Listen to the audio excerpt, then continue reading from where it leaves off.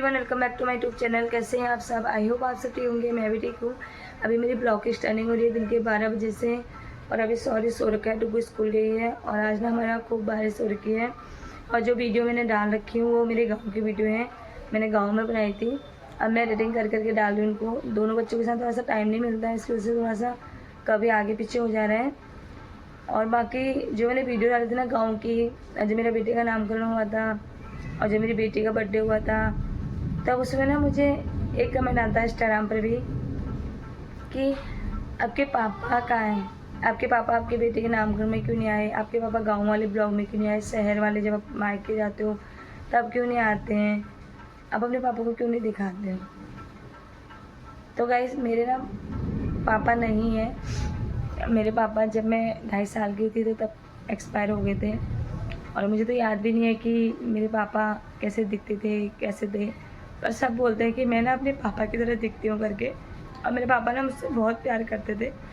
हम 2 भाई थे, एक मैं थी। और मेरे पापा ना हम तीनों में से सबसे ज़्यादा प्यार मुझसे ही करते थे, ऐसा बोलते हैं। पर मेरी किस्मत पे नहीं था शायद पापा का प्यार पाना। मम्मी ने हमें पाला है, मम्मी ने ही हमारी ज़रूरतें पूरी करी है। और मेरे पापा कोई बहुत ज़्यादा बीमार भी नहीं थे, बस अचानक से बीमार हुए और फिर हमें छोड़ के चले गए। तब से हमारी मम्मी ने हमें देखा है। और मुझे मर गए ना, ये शब्द मुझे पता नहीं था। शायद 2.5 साल के बच्चे को किसी को नहीं पता होगा कि मरना किसको बोलते हैं, मर जाना क्या होता है। आजकल के बच्चे तो तब भी बहुत कुछ जानते हैं, पर हमें नहीं पता था। जब मैं स्कूल में जाती थी ना तो दिवाली आती थी, तो दिवाली पे सब बच्चे बोलते थे कि हमारे पापा आ रहे, हमारे पापा आ रहे। तो मैं अपनी मम्मी को बोलती थी, मम्मी हमारे पापा क्यों नहीं आते, मम्मी मेरे पापा क्यों नहीं आते दिवाली पे। तो मम्मी बोलती थी उन्हें भगवान जी के पास चले गए। तो हमें लगता था ना कि भगवान जी के पास चले गए मतलब वो कहीं गए होंगे, कहीं मंदिर में काम करते होंगे। इसलिए मैं सोचती थी कि मम्मी ऐसे बोले कि मंदिर में काम करते हैं। मेरे भाइयों को तो अक्ल थी कि पापा नहीं है घर के, लेकिन उन्होंने बहुत सारी जिम्मेदारियाँ उठाई।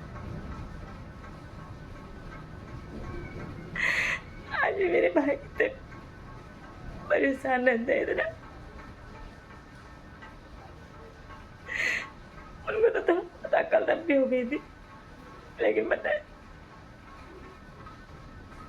जब मेरे पापा को बांध रहे थे बाहर, तो मेरी मम्मी बोलती कि मैं दूध मांग रही थी, मैं बोल रही थी मम्मी मेरे को दूध दे। मैं अपनी मम्मी का दूध पीती थी तब, जब मेरे पापा को बाहर बांध रहे थे ले जाने के लिए। तो मैं बोलती मम्मी मेरे को दूध दे, मेरे को दूध दे। और मेरे को जब मैं बड़े हो गई थी ना, तब तक मुझे नहीं पता था कि जो मर जाते हैं वो कभी वापस नहीं आते हैं। तो मैं मम्मी को बोलती रहती, मम्मी दिवाली पे पापा को बुलाना। और वक्त नहीं बोलती थी गाइस में, क्योंकि और वक्त इतना नहीं रहता था मेरे। सॉरी गाइस, मुझे ना मैं इसलिए ब्लॉग नहीं बनाती गाइस, क्योंकि मेरे अंदर ना जब भी मम्मी पापा के बारे में बोलती हूँ, सोचती हूँ ना, मुझे रोना आ जाता है। अभी भी बचपन में भी मेरे साथ यही था कि जब भी मुझे मेरे पूछते थे, एक बार हमारे सर थे, अब मुझे बोला आपके पापा क्या नौकरी करते हैं, सबको पूछते थे बच्चों को। तो मुझे भी बोला कि आपके पापा क्या नौकरी करते। तब मैं 9 में थी और तब ना मैं बहुत रोने लग गई जब मेरे पापा के बारे में पूछा, क्योंकि पता है मेरे अंदर ना इतनी हिम्मत नहीं रहती थी कि मैं ये बोल सकूँ कि मेरे पापा नहीं है करके। मम्मी ने हमें बहुत प्यार दिया, बहुत मतलब हमारी हर जरूरत पूरी करी, लेकिन एक बाप की कमी कभी कोई पूरी नहीं कर सकता गाइस, कभी नहीं।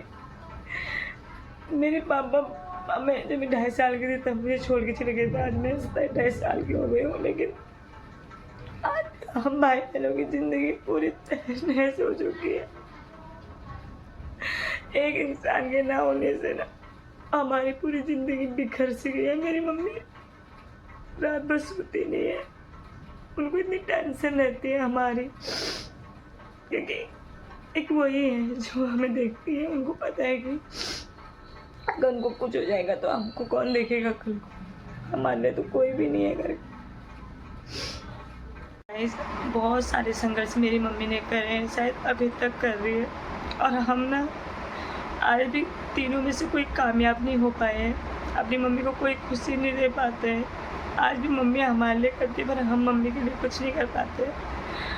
मम्मी इतनी बीमार थी ना, उनको रात भर वो सोती नहीं थी, रात भर वो अंदर बाहर करती, क्योंकि उनका गला बंद हो जाता था और इतनी बीमार हो गई थी। जब मैं गाँव गई तो मैंने अपनी मम्मी को देखा तो मैंने कहा पापा तो हमें छोड़ के चले गए, हमारी मम्मी भी हमें छोड़ के चले जाएगी अब, क्योंकि मम्मी की जो हालत थी इतनी ऐसी हो गई थी। मम्मी फिर भी लेब नहीं कर रही थी उस टाइम में,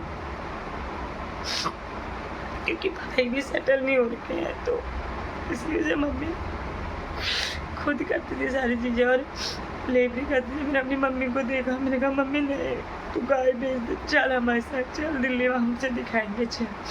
फिर अपनी मम्मी को यहाँ लाया, हमने अपनी मम्मी को दिखाया।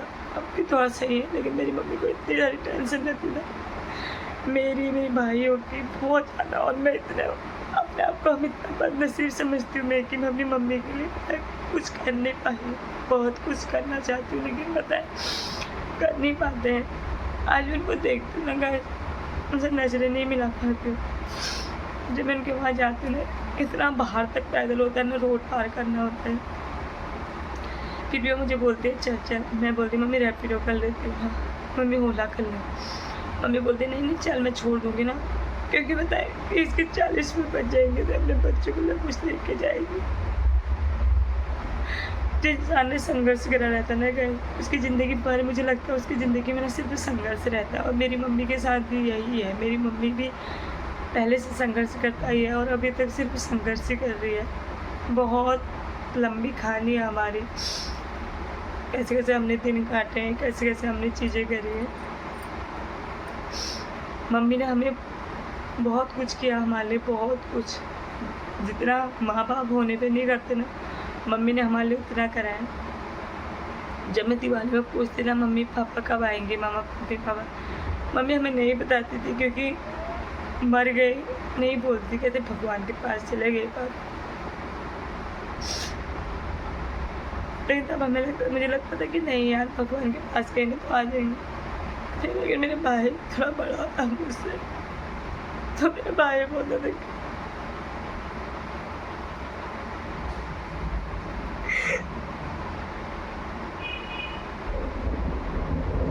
लेकिन ना बहुत संघर्ष सहे हमने, बहुत ज़्यादा। इसकी वजह से मेरा दिल इतना कमज़ोर हो जाता है ना, आज भी मुझे कोई कुछ बोलता है मुझे रोना आ जाता है। हाँ भाई मुझे रोना आ जाता है, क्योंकि मैंने बहुत कुछ खोया अपनी ज़िंदगी में, बहुत कुछ। पहले पापा मर गए, फिर मेरी बहू मर गई, फिर ताऊ मर गई, फिर अम्मा मर गई। तो इंसान जब सारी चीज़ें एक एक करके खोता है ना, तो उसको पता था कि खोने का दर्द क्या होता है। पापा मर गए तो बहू ने हमें देखा, कभी पापा की कमी महसूस नहीं हो रही थी। मतलब मैं बोलती हूँ कि बहू को मेरी पेंशन नहीं मिलती थी, पर वो लोगों का हलवाते थे, सारे लेबरी करके हमारे, हम सब ने लेबरी। पर बहू ने पता है हमारे लिए ना बिस्कुट देते हमें 4-4 सुबह रोज़।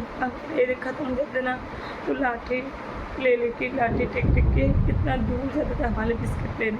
फिर इसके बाद ताऊ थे, ताऊ को मैं बोलती थी ताऊ सबके पापा ना दिवाली पर आते हैं, अब भी आना दिवाली पर। जब मुझे लगा कि मेरे पापा नहीं है अब इस दुनिया में, मेरे पापा नहीं आ सकते कभी, तो मैं अपने ताऊ को बोलती ताऊ तुम दिवाली पर आना। लेकिन मैं भूल गई थी ताऊ की तो फैमिली है, वो अपनी फैमिली के साथ। और फिर भी मेरे ताऊ एक दिवाली पर आए, बोला हमेशा बोलते ना कि सबके पापा आते, मेरे पापा नहीं आते, लेकिन इस बात मेरे ताऊ आ गया।